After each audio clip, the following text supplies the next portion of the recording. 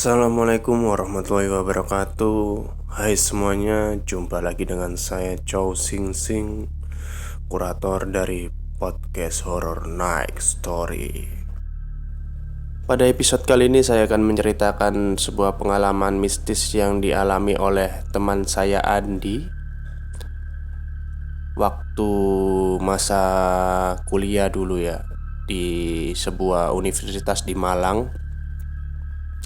Waktu itu dia sudah akhir semester ya.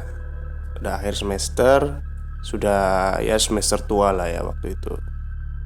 Jadi si Andi ini fokus terhadap skripsinya ya, tugas TA-nya, tugas akhirnya.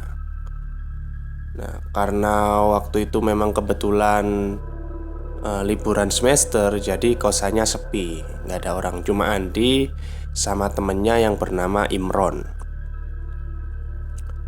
Ya biasalah mahasiswa tua kan kalau sudah tugas akhir gitu kan malas pulang gitu kan. Paling ya di kosan ngerjain tugas, ngopi gitu. Nah, karena waktu itu memang liburan semester, jadi sepi sekali. Anak-anak kos itu sudah pada pulang ke kampungnya masing-masing. Saat sore hari, si Imron ini ngajak si Andi ngopi. Ya udah berangkatlah mereka berdua ke warkop. Ya biasalah di warkop kan waktu itu ya ngobrol ngalor ngidul gitu kan. eh Terus si Imron ini kayak tiba-tiba itu ingat omongan orang tua ya, ya masalah pamali-pamali gitulah. Dondi, katanya kalau habis dari kuburan itu harus cuci kaki ya. Ya si Andin jawab, ya iya, biar katanya orang-orang tua dulu biar nggak diikutin setan, nggak ketempelan setan lah. Oh, kamu percaya kayak gituan? Ya percaya nggak percaya. Terus si Andi ini kan ngomong ke si Imron, kenapa tanya gitu? Ya Imron jawab kan, ya nggak apa-apa ya, penasaran aja. Beneran nggak sih kalau kita nggak cuci kaki itu ditempelin sekat setan kakinya terus diikutin itu katanya orang tua gitu kan. Ya nggak tahu gitu kan si Andi. Terus akhirnya setelah mereka ngopi-ngopi itu pulang. Nah waktu pulang ini kan memang rutenya ini melewati sebuah pemakaman kan, kuburan lah, kuburan warga gitu kan. Si Andi ini kaget kok tiba-tiba berhenti si Imron. Kan digonceng si Imron kan waktu itu. Loh ngapain berhenti Ron? Udah ikut aja gitu kan. Terus si Imron ini lepas sandal, jalan ke ya muter-muter kuburan gitu dengan kaki telanjang. Si Andi ya mikir, goblok nih anak, ngapain gitu kan. Ya didiemin aja sama si Andi. Terus akhirnya pulang, ayo pulang. Dalam perjalanan pulang ini ngomong si Andi, kamu lo ngapain iseng-iseng kayak gitu. Udahlah nggak apa-apa, nanti kita buktikan memang benar nggak sih hal-hal seperti itu ada gitu kan. Sampai di kosan si Andi ini langsung cuci kaki. Terus setelah cuci kaki kok lihat si Imron ini masih santai-santai di teras kosan gitu kan. Terus dia omongin, Ron, kamu gak cuci kaki tak? Gak usah, ngapain cuci kaki?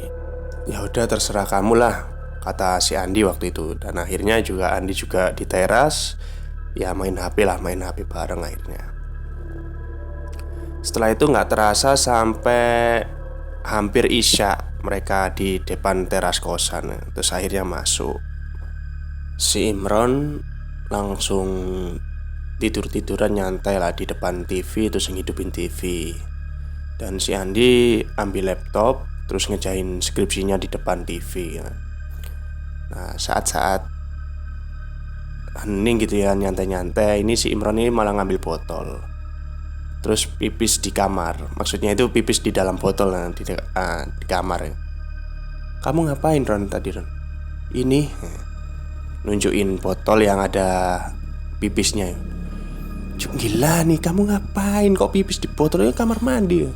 Loh, nanti kalau aku pipis di kamar mandi, kan kakiku ikut kena air, kecuci. Nanti kalau nggak disiram sama air pesing, kamu marah-marah.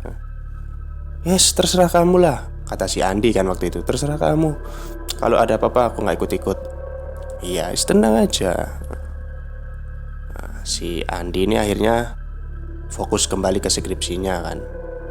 Sekitar jam 10, Andi mulai ngantuk kan. Udah laptopnya dimasukkan ke kamar, terus pamit tidur ke si Imron. Ron, aku tidur dulu loh. Ya, kamu tidur kamarku apa tidur kamarmu sendiri? Ya, nanti tak tidur ke kamarmu aja. Nanti aku tak lihat TV dulu, nanggung filmnya. Oke. Baru tidur ya sekitar setengah jaman lah ya. Sudah mulai lelap tidur. Tiba-tiba Imron itu ada di pinggirku gitu. Bangunin aku. Nih, ada orang di dapur. Gitu kan. Siapa? Gak tahu, maling paling di. Kok kelontang-kelontang. Maksudnya ada suara-suara piring gitu. Ah, tikus paling. Enggak di. Kayaknya orang. Kok ada dehem-dehemnya, kayak batuk-batuk gitu. Akhirnya Andi kan berangkat kan. Yaudah ayo dilihat. Gak ada siapa-siapa. Mungkin tikus Ron, kata si Andi kan waktu itu. Wes lah tidur aja lah, aku ini udah ngantuk, kata si Andi kan. Yaudah ayo tidur aja, kata si Imron. Akhirnya mereka berdua tidur. Nah, waktu tidur si Andi ini udah tidur nih. Ini berarti tinggal si Imron nih yang bangun. Si Imron masih bangun kayak gimana ya, kayak parno gitu kan atas kejadian yang di dapur tadi kak. Dengar suara orang batuk, terus piring kelontang-kelontang, semacam poltergeist gitu mungkin kan. Tiba-tiba itu di lorong kosan itu kayak ada suara orang jalan. Kan kalau di kosannya si Andi ini katanya itu kalau ada suara orang jalan itu kedengeran ya. Jadi kayak langkah kakinya ya srek-srek gitu kan, kedengeran lah. Nah, si Andi ini mulai parno nih. Si Imron ini mulai parno. Waduh, siapa ya? Shh, diem aja. Bangunin Andi lagi. Di, ada orang di. Gak ada Ron. Ini semua udah tak kunci. Masa ada maling lewat mana ya kan? Si Andi sampai jengkel kan. Udahlah tidur. Ya nggak usah halusinasi lah. Sampai nggak tahu ya pukul berapa. Pokoknya itu sudah tengah malam waktu itu. Sudah masuk tengah malam.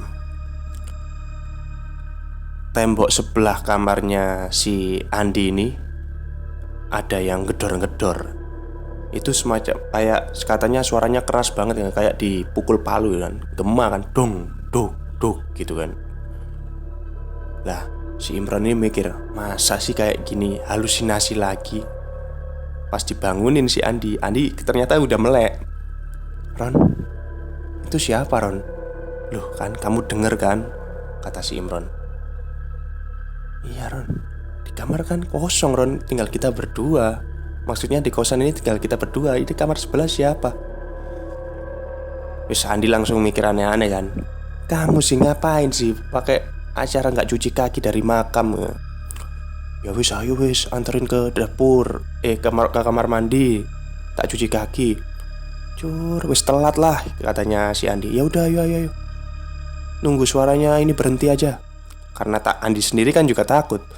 Siapa gitu kan. Ya, tapi mereka itu sudah mikir jelas gaib lah ini, jelas makhluk halus gitu. Suaranya udah berhenti. Terus si Imron sama si Andi ini keluar ke dapur kan, cuci kaki. Si Imronnya cuci kaki ya. Terus si Imron habis cuci kaki ini kayak ngomong sendiri kan, ngapunten nih mbah, ngapunten nih, kula mboten maksud nantang. Maksudnya itu maaf mbah, saya gak bermaksud nantang gitu kan. Terus nih kamu gak usah aneh-aneh, ayo keluar. Ayo ke kamar, masuk lagi ya, kata si Andi. Ya udah, akhirnya mereka ke kamarnya Andi. Pintu dikunci, pintu kamar. Gak bisa tidur mereka berdua. Selang 10 menit mulai tenang lah ya, kayak hawa-hawa ini mulai tenang. Tiba-tiba itu mencekam lagi. Di luar itu terdengar suara orang tahlilan rame-rame. Wah, makin parno dong orang dua itu kan. Apalagi yang dibaca ini kan kayak yasinan dan tahlilan. Itu kan identik dengan bacaan orang yang habis meninggal gitu kan. Aduh, wes. Akhirnya nggak tahu kenapa kapan mereka tertidur. Mereka bangun itu sekitar jam setengah 9 pagi katanya waktu itu. Setengah 9 pagi keluar dari kamar, ya tetap sepi gitu. Dibuka semua pintu sama Andi. Maksudnya ya pintu masuk ke kosan ya, jendela-jendela dibuka semua. Terus Andi ngomong ke si Imron, "Kamu habis ini mandi, Gak usah aneh-aneh. Mandi, sudah mandilah, bersihkan dirimu," kayak gitu kan katanya si Andi. Oke. Ya udah ya, alhamdulillah habis setelah itu malamnya ya nggak ada terjadi apa-apa lah. Cuma malam itu doang gitu kan. Oke, terima kasih karena sudah mendengarkan cerita horor dari saya, Chow Sing Sing. Semoga Anda semua terhibur dengan cerita dari Mas Andi ini.